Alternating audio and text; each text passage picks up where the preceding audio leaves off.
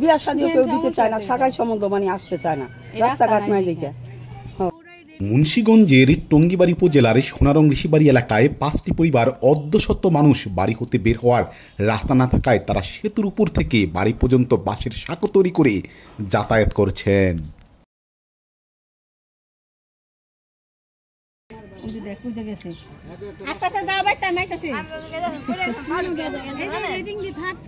উপজেলার সোনারং ঋষিবাড়ি এলাকার বিশাল সেতুটি হাজার হাজার মানুষের কল্যাণ বয়ে আনলেও ওই সেতু দুর্ভোগের কারণ হয়ে দাঁড়িয়েছে এই 5 পরিবারের জন্য।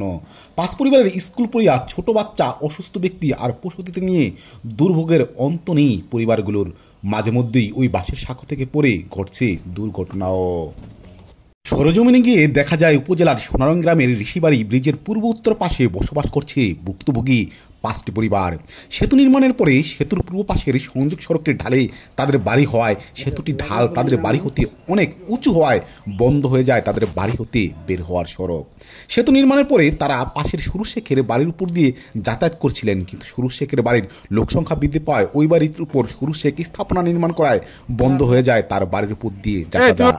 আমাদের এখানে 6 বছর যাবত আমরা মনে করেন এই অবস্থায় যাতায়াত করি। আমাদের ব্রিজের কারণে ওই ধারে রাস্তাটা ছিল, ওইটা বন্ধ হয়ে গেছে।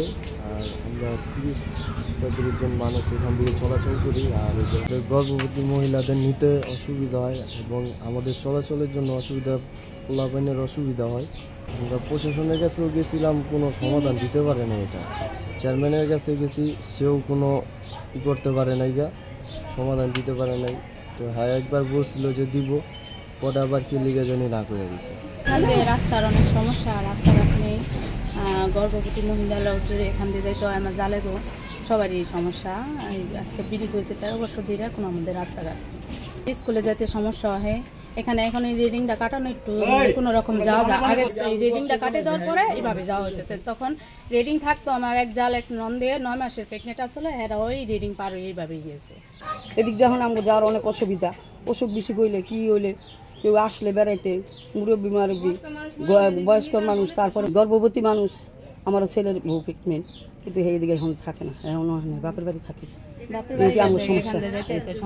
এই সমস্যা অসুস্থ হে মনে করেন আনতে নিতে পারতেছি না, অনেক অসুস্থ মনে করেন, আহানোর লিগে অনেকই করতেছে কিন্তু আনতে পারতেছি না, মনে করেন এই আমাকে রাস্তার লিগে আর কি। তো সেভাবে নেওয়ারও সম্ভব নাই, আমাদের অনেকই কষ্ট রাস্তা। এ ব্যাপারে টঙ্গিবাড়ি উপজেলার নির্বাহী কর্মকর্তা মোস্তাফিজুর রহমান বলেন, আমরা ওই পরিবারগুলোর জন্য বিকল্প রাস্তা নির্মাণের ব্যবস্থা করব। ডেস্ক নিউজ, বিক্রমপুর চিত্র।